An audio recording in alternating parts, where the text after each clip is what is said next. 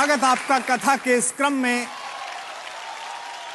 और इस क्रम में सबसे अधिक महत्वपूर्ण वे 4 धाम हैं जहां की यात्रा संपन्न करके व्यक्ति मोक्ष का अधिकारी हो जाता है।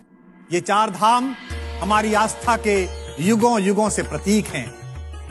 बद्रीनाथ सतयुग के प्रतीक हैं तो रामेश्वरम त्रेता युग के साक्षी रहे हैं।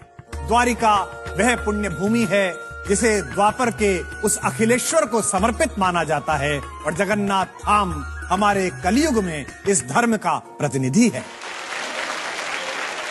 धर्म के 2 पुत्र हुए, एक नर और एक नारायण। दोनों बेहद सात्विक, बेहद अच्छी प्रवृत्ति के। एक दिन लाड़ से उमगी हुई उनकी माता ने प्रसन्न होकर उन दोनों बच्चों से कहा कि तुम मेरे दोनों पुत्र अत्यंत मर्यादित और बहुत अच्छे संस्कार के हो। मेरा मन है, मेरी इच्छा है कि इसके माँ के मातृत्व के अतिरिक्त भी मैं तुम्हें कोई वरदान दूं। दोनों बच्चों ने एक ही वरदान मांगा। दोनों ने हाथ जोड़कर माँ से कहा, धर्म के प्रति, पिता के प्रति हमारी गहरी रुचि से आप मोहित हैं ही। माता, आप हम दोनों को तपस्वी होने का वरदान दीजिए। माँ हैरान हो गई, क्योंकि जिन पुत्रों से इतना अधिक मोह था, जितना अधिक स्नेह है, जितना लाड़ है, अगर उन्हें तपस्वी होने का वरदान देती है तो वे तपस्या के लिए परिवार को, घर को छोड़कर चले जाएंगे। लेकिन वचनबद्ध माता ने अंततः पुत्रों के मोह को पीछे करके अपने वचन की पालना की और दोनों पुत्रों को परम तपस्वी, परम तेजवान होने का वरदान दिया।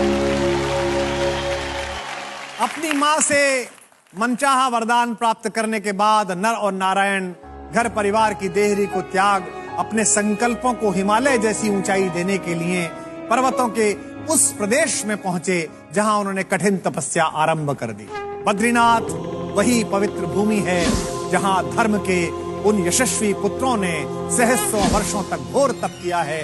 जिस पर्वत पर नर ने तपस्या की वे इतिहास के शिलालेख पर नर पर्वत के नाम से अंकित हुआ और जिस पर्वत पर नारायण ने तपस्या की उसे आज भी हम नारायण पर्वत कहकर प्रणाम करते हैं। आइए अब बढ़ते हैं दूसरे धाम की ओर, यानी कि त्रेता युग का प्रतीक, भगवान की पुण्य लीलाओं का साक्षी वह रामेश्वर तट, जहां अनाचार के विरुद्ध एक तपस्वी के युद्ध का ऐसा उद्घोष हुआ कि विश्व आज भी उस आतताई के खिलाफ भगवान की उस भूमिका को दशहरा और दिवाली के रूप में मनाता है। अपने समय के सबसे अधिक पराक्रमी, बुद्धिमान, तेजस्वी और वंश परंपरा के समस्त गुणों के साथ अभिषिक्त होने वाले अपराधी रावण का वध करने के लिए